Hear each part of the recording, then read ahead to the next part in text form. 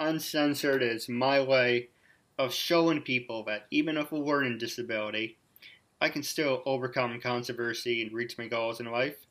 At the same time, I'm able to turn myself into a perfect example for people out there dealing with any types of disabilities or learning disabilities. But you should never give up or have people label you, and you should prove to them you can still mount to something. That's And true. it's like what John Cena holds around. It's kind of funny because I came up with the idea at the same time he did, but he got a copyright. He walks around with the thing that says "Never give up," and I added before he did the whole thing. I said "Never give up" and prove people wrong. So I think mine's better. So with that being said, it's half hour, 45 minutes of your time. Starting off, what can you tell us about yourself? Okay, well, my name, as you said, is Laura Nadine. I'm an adult with autism. I was diagnosed late in life. I was actually 27 years old when I was diagnosed, which is pretty late. So I have a unique perspective of growing up with autism without the diagnosis and having to self-adjust to the things that autism brought to me.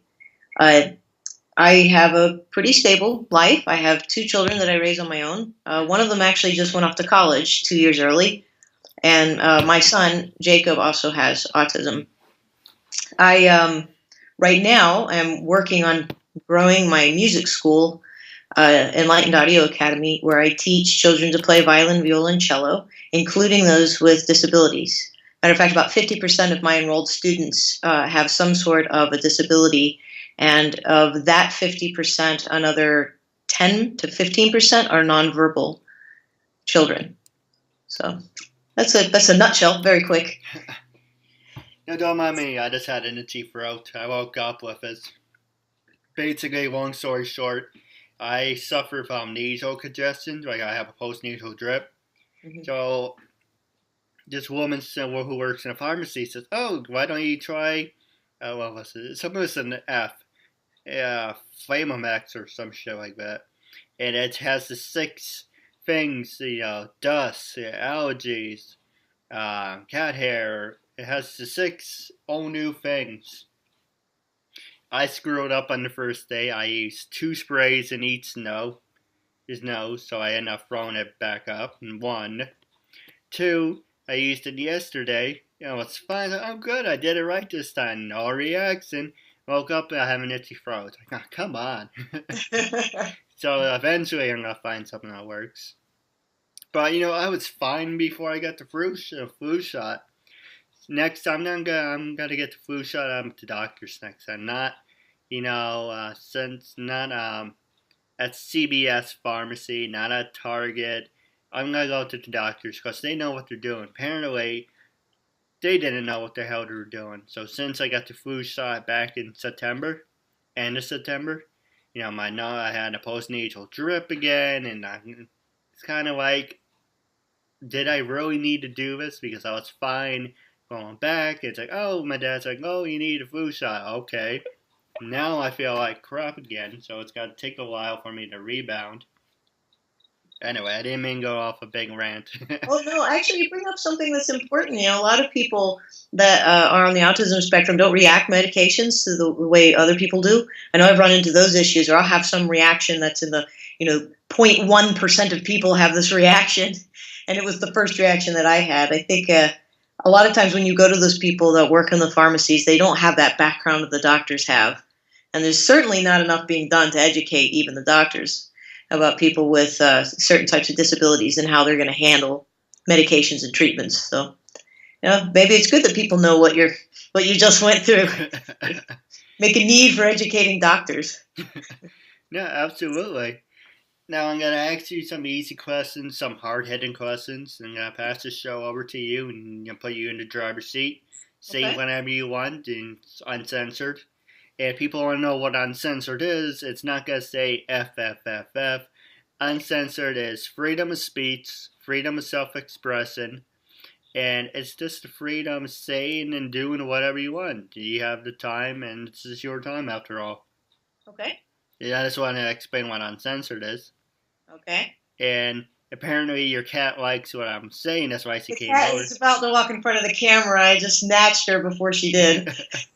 So, starting off, when you were in high school, did you ever do any sports? And when you were in college, were you a study nerd or party animal? Haha. Let's see. Well, in high school, I did not play any formal organized sports. I'm actually in the arts, so I did a lot of dance and music. I participated in the orchestra. It's not that I didn't want to, but inclusion for people that aren't, super duper great at sports wasn't there. There wasn't any kind of recreation leagues at the high school. So no, I didn't play sports in high school. In college, I went to college older. So when I graduated, actually, I dropped out of high school in 1993 because I couldn't handle the social pressure. And I'm undiagnosed at this point. And I did something what they called correspondence school. It was the version of online school. They sent you your books in the mail, and I finished my diploma that way. But I wasn't ready to go to college at that age. I was having a lot of trouble trying to adjust to students, understanding teachers' expectations of me. Actually, I had a very low GPA in high school. But once I was diagnosed in my late 20s, I decided, hey, I've always wanted to go to college. Let's give this a try now. So since I was a good 10 years older than most of the kids in college, I wouldn't say that party animal would have been appropriate. I had two young kids and was coming home every afternoon. But if I had to venture a guess, I would probably say that I'm somewhere in between. I do like to hang out and have a good time with friends, but my academics came first, and I really wanted to do well. And since I knew now what autism brought to me and what my issues were, and that I was dyslexic, which I didn't know before college, I wanted to suck in as much information as I could get my hands on. I was so excited that I could learn. All right. Well, you did bring up a good subject. At what age did he go from, okay, well, when you mentioned you weren't a party animal, but that's using you for a perfect example. At what age do you go from party animal and you want to do your career to it just switches to you want to be a mom? What made that decision for you? How did all that come about? Actually, I didn't make a decision to be mom. It was kind of an oops. The mom thing was an oops. Very poorly educated about that type of stuff, and so I ended up with kids. My daughter was born when I was 21 years old, so I actually had kids pretty young. In fact, what would be relevant about that to what you were talking about is that because I wasn't diagnosed, I was a bit naive socially. And I had trouble relating to people and understanding being around the right kinds of people, the right kinds of influence. And so I would say that a lot of my early life decisions were made because I kind of stumbled from one thing to another. The diagnosis is actually the turning point. When my son was diagnosed first, I had taken him to the doctor because he was having so many issues that were different from my daughter, who was 2 years older. And as the doctor is talking about my son, he's actually handing me literature about adult autism groups. I think very non-subtly hinting that I should investigate this. And so I did. I went and got the full psychology panel, the whole thing done. And they put me on the autism spectrum with my son. And that, to me, it wasn't a label. It was a toolbox. Somebody finally gave me a toolbox of tools that could help me adjust and have the life that I actually wanted. So from that point, I got serious and I started trying to raise my son in a way that he would always be a self-advocate. Autism became a regular part of our vocabulary at home. Started working on building my own business and gathering relationships with people that were more like me. So that's actually the turning point is the diagnosis. Actually, I do like that catchphrase. Do you mind if I use a toolbox? Sure, absolutely. And now the next question I was going to ask you was one easy question, then we can go to the hard-hitting ones. When you were in school, did you ever get the chance to do any sports? Or did you ever get the chance to do one of those human pyramids? Or you're not a human pyramid girl? No. I wouldn't have done any of the sports that I was into required very little human contact. So I was a pretty strong batter on a baseball team when I was really young. It was very, very short-lived. And then I played soccer for a little while, and I was striker. So I get the ball and I'd run away. That was about it. I honestly spent most of my time in theater. and very little time playing sports. Hey, well, while on the subject, how did you create your own company, number one? And how many years of acting did you do? Well, I'm actually still acting. I'm in a movie called Circles, which is actually has an autistic cast, and that's being sent to festivals. Actually, being premiered in November at the AS Film Festival in Rome, Italy. So I've been doing the independent film circuit for a little while, and then I also have a documentary being made about me called The Shadow Listener that's supposed to be released at the beginning of next month. So the acting thing is ongoing. I don't think that's ever stopped. Um, the previous part, starting my own business, when I was 16, when my friends were going off to go get jobs at McDonald's and Chick-fil-A, I didn't seem to have a skill set that allowed me to work in those environments. But a teacher one afternoon asked me to stay after school and help tutor the kids in the orchestra. They were my classmates, of course, but I seemed to learn very quickly when it came to violin, and he thought I could be of help. Well, I stayed after school a few times and really, really enjoyed it. I loved that they would get excited when I finally got them to do something they couldn't do on their own. Not long after that, parents started approaching me at concerts. Hey, will you teach my kid through the summer? So from the age of 16, I was tutoring and teaching kids to play violin, and I've done that continuously. A few years ago, I decided I wanted to make it a little more formal and design a school, which we named, like I said, Enlightened Audio Academy. And get formally organized, start going through the right steps, and maybe even get enough students in that I could hire other teachers. My next phase of the business is training teachers to do what I do, to work with kids that have disabilities, particularly the non-speaking population, because they can't give the feedback in the traditional ways that teachers expect from students. And I've learned how to work with those students, and I'd like other teachers to learn that too. Make the arts completely inclusive. Well, after the show, I do have a couple of ideas for you, if you don't mind. Sure. While on the subject, like you teach kids like how to play the violin, the guitar, piano, like that type of thing, or what do you teach them? Right now, I'm teaching violin, viola, and cello. Those are my primary instruments. As the school expands to offer other instruments, we'll have to bring in other teachers with expertise. I could teach a little guitar and piano, but I wanted to stay focused on the instruments that I knew really, really well. Well, you do have a guitar behind you, so that's some motivation. Yes, absolutely. Now, the next question I was going to ask you was, what influenced you to do all this? Like, what was your motivation? Or, like, did someone inspire you? Did someone motivate you? How did all of this come about? Everything you did, the acting and opening your own school and everything.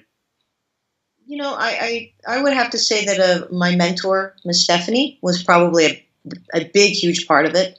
She was a teacher that I had in violin, a private teacher, for years, maybe 10 years.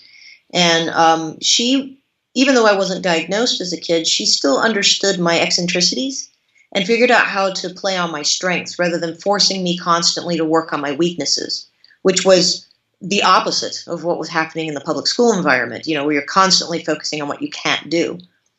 And once I was diagnosed and realized that this teacher, through her commitment, was able to reach a student not knowing what might be going on, I thought, well, imagine how much more powerful I can be knowing what's going on.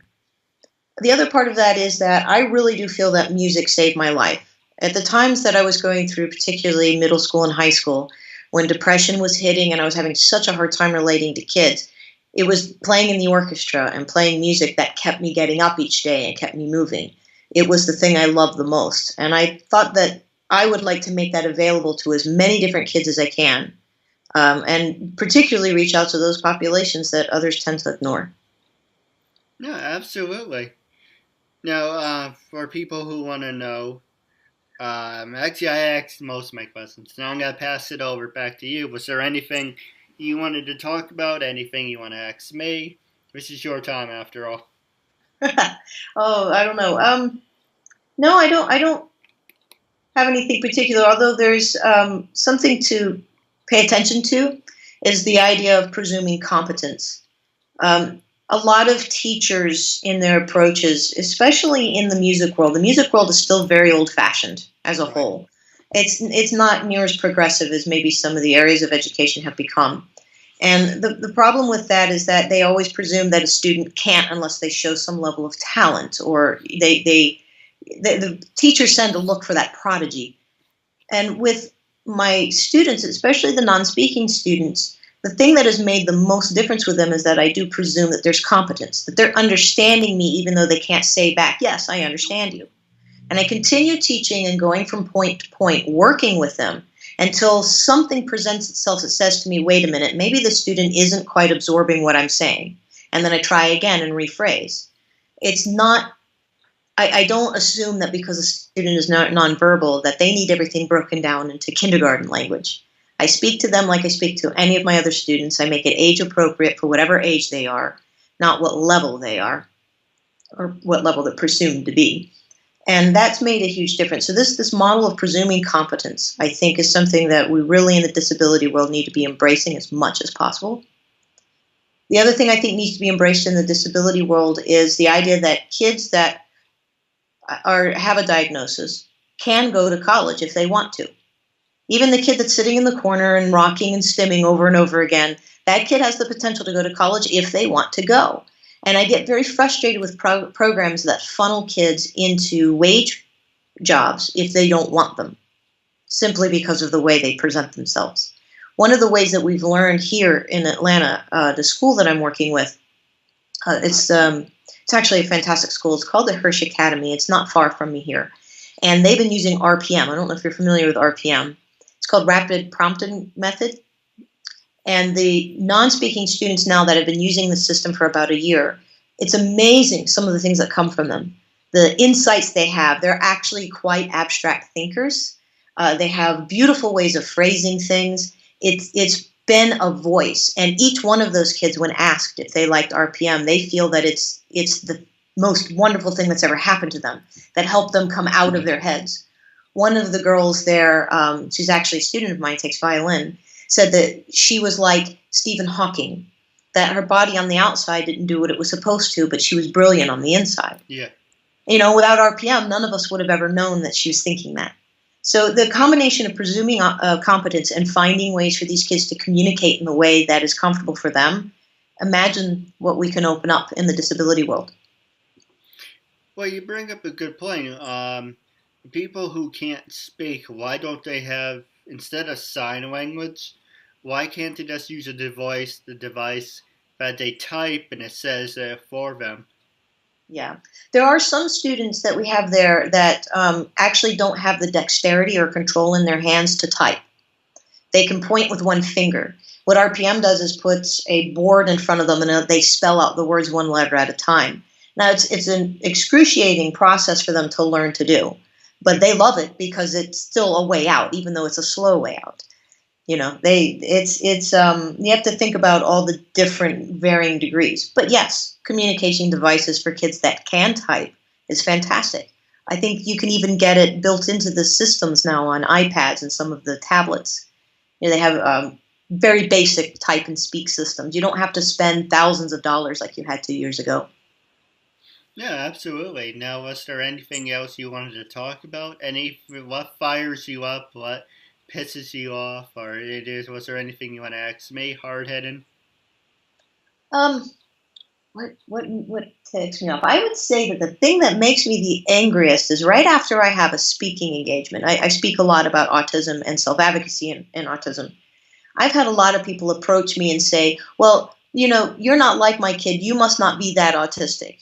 Or you must not have it that bad, or you must be mild. It frustrates me about that. They don't understand what my inner battle is. And just because I have learned how to present myself at a speaking engagement, and I have taught myself ways to be a better communicator, doesn't mean that on the inside that I'm not going through the issues that other autistics are. Are there levels of or depths that people experience things? Yes, but that's every person. You know, there's a lot of people that experience depression. Not everybody goes into depression as deep as another person. And I don't think that has anything to do with the severity of a diagnosis. That just has to do with the individuality of people and how they experience their emotions. That's probably going to frustrate me the most, is that need to put kids with autism on this scale of mild to severe. No, I get that too. I shot myself in a couple. Shot myself in the foot a couple times. I went to one interview at Best Buy, and the interview went okay. And I said, by the way, I have a learning disability. And I don't ask me why I said it. And it's like, oh, I don't hope you don't hold it against me if I tell you I have a learning disability and I learn at a slower pace. And he's like, you have a learning disability? Well, if he didn't tell me, I wouldn't have said anything, and why would that matter? Apparently, it did matter. He didn't offer me a freaking job, number one. And there's other people who say, you're doing this great thing, and you come across very professional, and I am very professional. Yeah, but you say you're mentally challenged or you're retarded, and you don't seem like that. Like you said, you have autism, but so far, when people are watching this, you don't look like you have autism. And it's kind of like, are you a liar? Are you a hypocrite? And it's kind of like, for me, that pisses me off. It's like, one, God would have crippled me by you making up lies about myself, about being disabled, having disability. I'm doing this or doing that. But apparently she likes what I'm doing. He likes what I'm doing, and he's just giving me one person after another. If God didn't, yeah, I don't mean to get holy witches on you, but I'm just giving you a perfect example. Uh, there were times where I'm trying to find the words for it. When I went in school, people said, we know, and these were the teasers, we know your son and daughter has a learning disability. We promise you, after these 4 years, he or she is going to be a functional adult. You either got to do this, they got to do that. After This is basically May in 4 years. Oh, you hear? Go read a book. Go sit in the corner. Or we're gonna study about SATs. You're not going to take it, but it's gotta kill 45 minutes. And I'm like, can we do something freaking useful with my time? And then when I graduate, I said, hope you like retail for the best. Hope you like retail for the say past of your life, if, next stages of your life, because that's all you're gonna amount to. And it's kind of like, and I give you another perfect example. When I was in my sophomore year, and I don't mean to bitch to you, I apologize.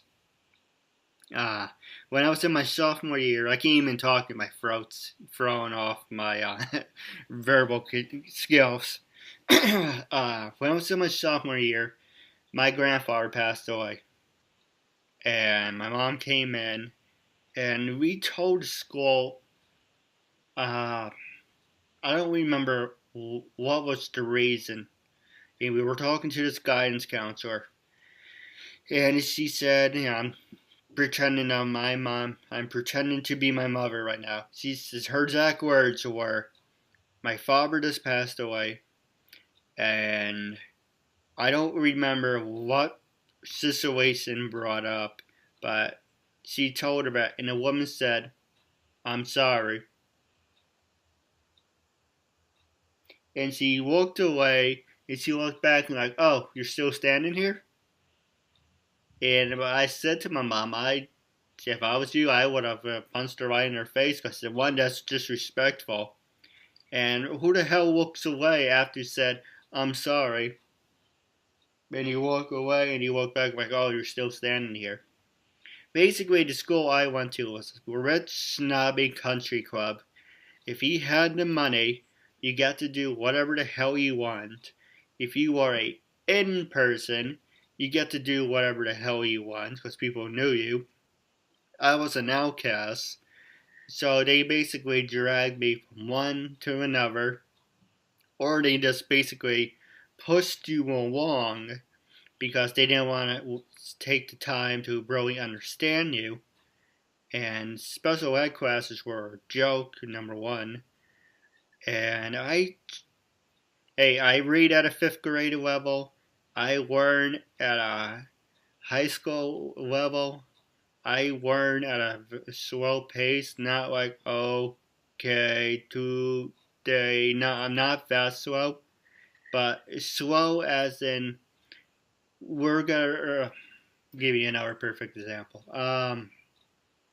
Just looking around for something I can use. Just, I don't know, if you hold something up, something on your desk, so I can just use that for an example. Like you hold up your book. Okay, we're gonna read this 1 or 2 pages, not once, maybe like 2, 3 times, but we're gonna do it until it eventually sinks in. Right. We're gonna work with you until it sinks in. That's how I learn. Yeah. And then there's some things that I get right off the bat. iMovie, I've been using this since 2000, 2001. So, 20 years ago? No, I see. It's 2015, so about 15 years or so. And I've been using it every day, so using this, I'm gonna do like that. But, I never used to be a cashier, and I suck at money. And I'm slow at counting, but if you take your time with me, I'm gonna learn. So basically, I'm trying to make a joke out of it. I'm like an Windows 95, Windows 98. I'm slow, I'm out of date, but if you're patient with me, I'm gonna push along and I'm gonna do the best I can. And it's just basically a little about me. I'm do the best I can with a learning disability. My whole family had learning disabilities one time or another. But one's a school teacher, one goes on tour, one's a poetry writer, the other two were doing whatever. And I'm like, well, and then every time I say, what about wasting away, they're like, oh, go help your brother get a job, do this, do that. What about me? Yeah, well, you're a different case. You're in a different category. You're going to be in retail until something works out for you. And I was like, screw it. I'm going to show you that even with a learning disability, I can still amount to something. And I created my own talk show, and thanks to you, we're up to 267. And I'm doing the best I can. I promote myself, I will network myself, I look for people myself.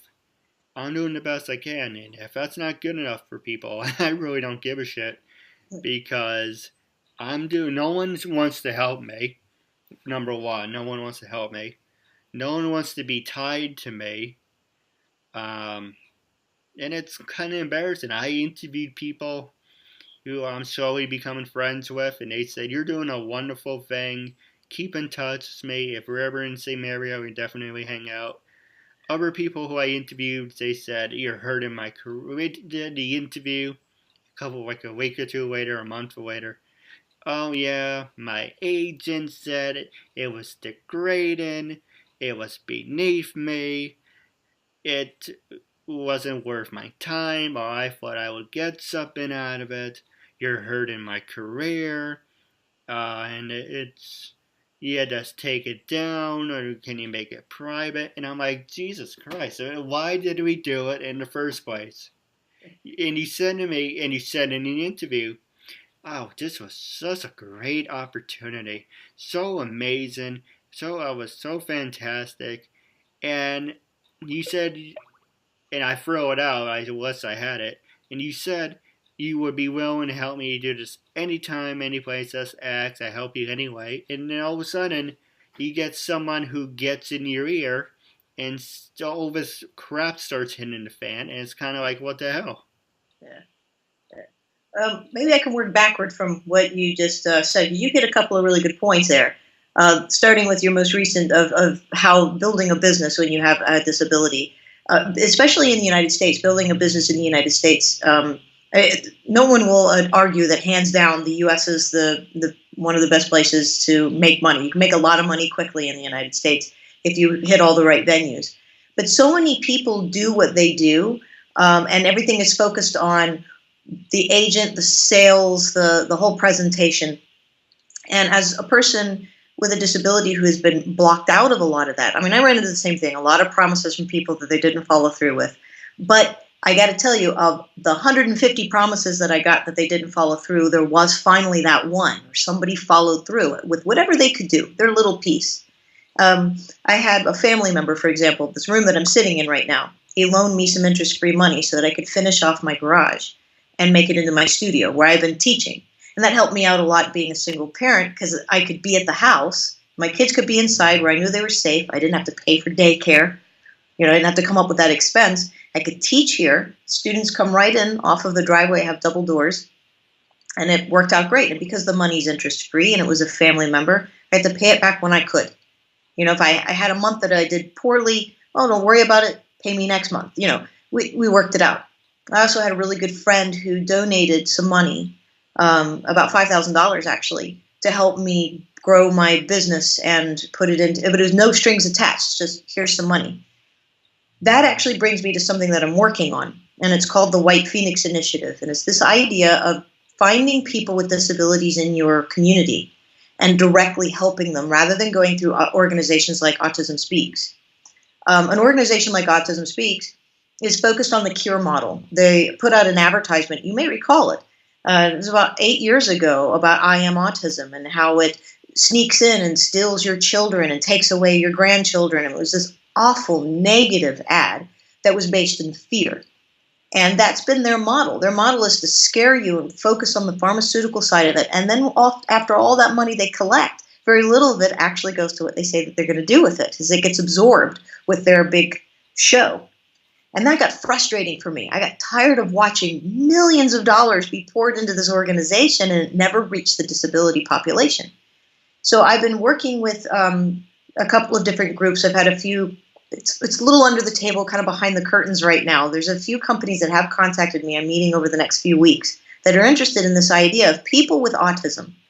You could gather them from the Autistic Self-Advocacy Network if you wanted, people with autism would go and look at things in the community, whether it's a program to help learn social skills or a tutoring company, and they would look at it firsthand. And if they agreed that it was something that positively supported the life, an independent life of a person with autism, then we would give it our seal of approval, the White Phoenix. And so then parents would know and people would know that if you go to this list, this White Phoenix list, and you want to give money to help people with disabilities, we'll give directly to one of these organizations. Pick something you want to help with and hand money there.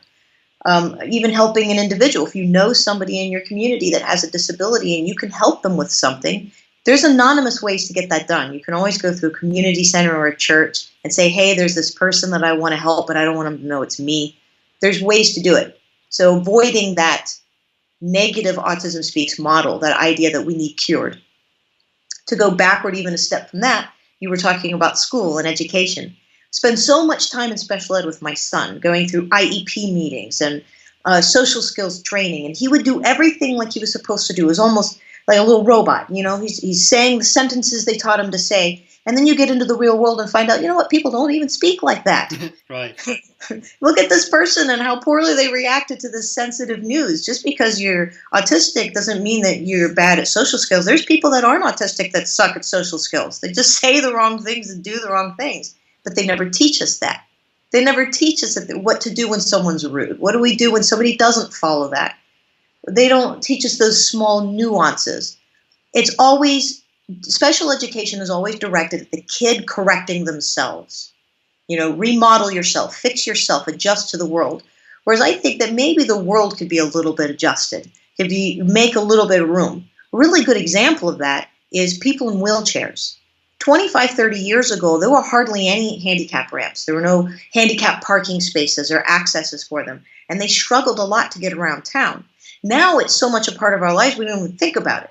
It's everywhere you go, all these public buildings, look at the accommodations that they've made. They didn't expect the person in the wheelchair to learn to walk, to fit into a walking person's world. We made room for them.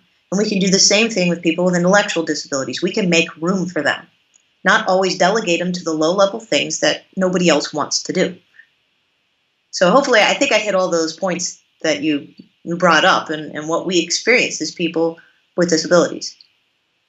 Yeah, absolutely. Now, wrapping up, how can people follow you on social media? Are you on Facebook, Twitter, LinkedIn, Stage 32? Yes, I'm on everything. Social media is cheap. Well, it's free, as a matter of fact. It's a great way to advertise when you're running your own business. So I have two facets. The Laura Nadine, all of my social media for me is under that. Skype, Twitter, Facebook, it's all under that. LauraNadine.net is the website, and that's for my autism advocacy work. Speaking, I've written 2 books. One of them is called I Am Snamu, which is about my experiences growing up. Snamu is the word humans, written backward, actually. Growing up on the spectrum but not knowing it. And then the music school is enlightenaudioacademy.com. But everything is linked from my my Laura Nadine site, so you don't have to remember all this. You can just go to Laura Nadine or stick my name in Google and everything will come up that allows you to contact me. And I'm totally open to people reaching out. The thing I can't do is sometimes people will send me emails and asking me do I think that their child has autism or to give therapy, and I can't do that. I'm not a certified therapist, but I'm always happy to share a little bit with people to come and speak to both schools and large speaking engagements and teach about autism. So I'm always wanting to help. And as a matter of fact, doing your show today has nothing at all to do with whether or not it's great exposure or anything like that. I relish any opportunity to expose people to the idea that people with disabilities can do things, and that we can run our own businesses, as we can raise our own families if we want to. And I'm just happy to have any chance to be able to say that to people.